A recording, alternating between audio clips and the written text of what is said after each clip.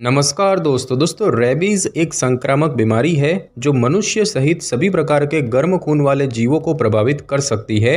ये विकार संक्रमित जानवर की लार द्वारा प्रेषित होता है और न्यूरोट्रॉपिक लीसा वायरस के कारण होता है जो लार ग्रंथियों और केंद्रीय तंत्रिका तंत्रों को प्रभावित करता है। वायरस जो है ये संक्रमित पशुओं के काटने और खरोंचने से मनुष्यों में फैलता है। एक बार जब व्यक्ति को रेबीज के संकेत और लक्षण होने शुरू हो जाते हैं तो बीमारी लगभग हमेशा मौत का कारण बनती है और इस कारण से जिस किसी को भी रेबीज होने का खतरा हो सकता है उन्हें सुरक्षा के लिए रेबीज का टीका लगवा लेना चाहिए। तो दोस्तों सबसे पहले तो हम जानेंगे रेबीज के प्रकार और लक्षणों के बारे में। तो रेबीज की शुरुआत फ्लू जैसे लक्षणों के साथ शुरू होती है, जैसे कि बुखार, मांसपेशियों में कमजोरी और झुंझुनी होना। आपको काटने की जगह पर जलन भी महसूस हो सकती है।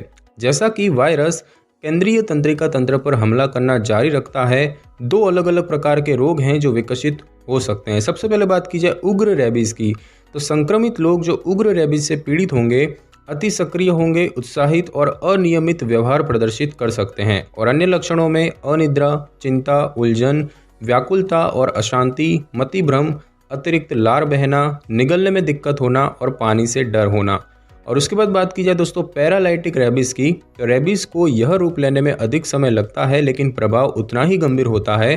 संक्रमित व्यक्ति धीरे धीरे पैरालाइज हो जाता है और अंततः कोमा में भी जा सकते हैं और मृत्यु भी हो सकती है।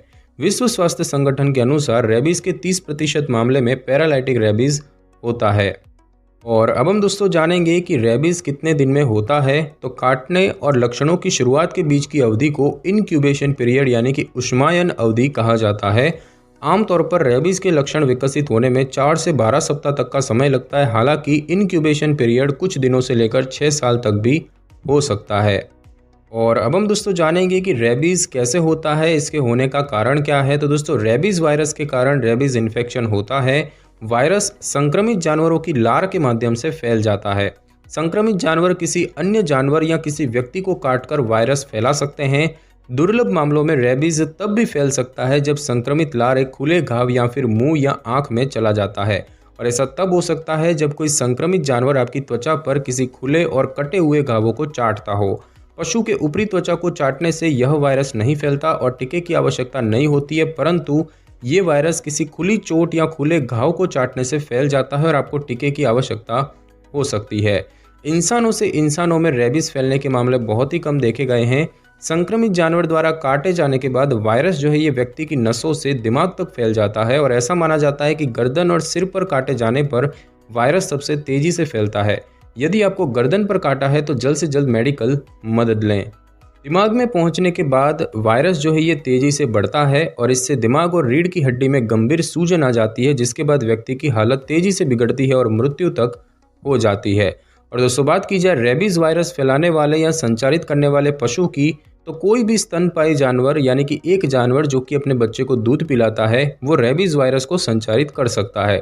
और ऐसे जानवर जिनसे रेबीज होने की संभावना सबसे ज़्यादा है, बात की जाए पालतू जानवर और खेत के जानवरों की, तो उनमें है बिल्ली, गाय, कुत्ता, एक प्रकार का नेवला, बकरी, घोड़ा। और बात की जाए जंगली जानवरों की, तो उसमें है चमगादड़, लोमड़ी, बंदर, जंगली नेवले और एक प्रकार की गिलहरी।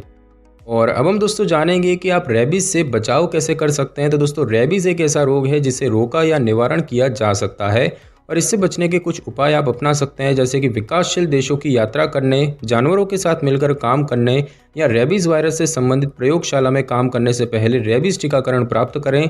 अपने पालतू जानवरों को टीका लगवाएं। अपने पालतू जानवरों को बाहर न घूमने दें। आवारा जानवरों की जानवरों के नियंत्रण विभाग में रिपोर्ट करें। जंगली जानवरों के संपर्क से बचें। अपने घर और उसके आसपास कुत्ते, बंदर और चमगादड़ दिखे जिससे कि आपको खतरा महसूस होता है तो स्थानीय पशु नियंत्रण विभाग को सूचित करें और आप रेबीज का टीका लगवाएं। और दोस्तों बात की जाए रेबीज टीकाकरण अनुसूची की, तो रेबीज एक्सपोजर होने से पहले प्री एक्सपोजर रेबीज वैक्सीन लगाई जाती है। और इसके टाइम टेल की बात करें तो पहली खुराक उचित समय पर, दूसरी खुराक पहली खुराक के 7 दिन बाद और तीसरी खुराक पहली खुराक के 21 या 28 दिन बाद दी जाती है। और अब हम दोस्तों जानेंगे कि रेबीज का निदान यानी कि परीक्षण कैसे होता है। तो दोस्तों रेबीज इन्फेक्शन के शुरुआती चरणों का पता लगाने के लिए कोई परीक्षण नहीं है। लक्षणों की शुरुआत के बाद खून या टिश्यूज़ के परीक्षण के द्वारा चिकित्सक ये निर्धारित कर लेते हैं कि आपको ये बीमारी है या नहीं। यदि आपको एक जंगली जानवर ने काट लिया है तो चिकित्सक आमतौर पर रेबीज के टीका के निवारक का एक शॉट तुरंत दे सकते हैं ताकि लक्षणों के आने से पहले इन्फेक्शन को रोक दिया जा सके। और अब हम दोस्तों जानेंगे रेबीज़ के इलाज के बारे में। तो दोस्तों बात की जाए PEP यानी कि पोस्ट एक्सपोजर प्रोफाइलैक्सिस की, तो post exposure prophylaxis rabies exposure के बाद शिकार बने व्यक्ति के लिए तत्काल उपचार है। ये केंद्रीय तंत्रिका तंत्र में वायरस प्रविष्टि को रोकता है क्योंकि वायरस के जाने से आसन्न मौत होती है। यदि आप गर्भवती हैं तो रेबीज़ शॉट आपके और आपके बच्चे के लिए सुरक्षित है। दोस्तों पोस्ट एक्सपोजर प्रोफाइलैक्सिस के तहत कुछ बातें आती हैं, जैसे कि एक्सपोजर के बाद जितना जल्दी हो सके घावों की अच्छे से धुलाई करें, स्थानीय उपचार करें और उस जानवर के बारे में पता लगाएं। शक्तिशाली और प्रभावी रेबीज़ का टीका या वैक्सीन का पूरा कोर्स लें जो कि WHO मानकों पर खरा उतरता हो, और साथ ही साथ रेबीज़ इम्यूनोग्लोब्युलिन भी लें यदि सलाहित किया जाता है तो।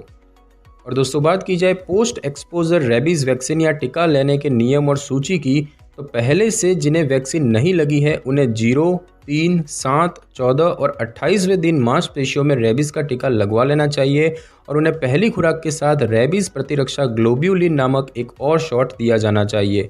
और पहले टीका लगे हुए लोगों को वैक्सीन या टीके की 2 खुराक मिलनी चाहिए, एक हादसे के तुरंत बाद और एक उसके 3 दिन बाद।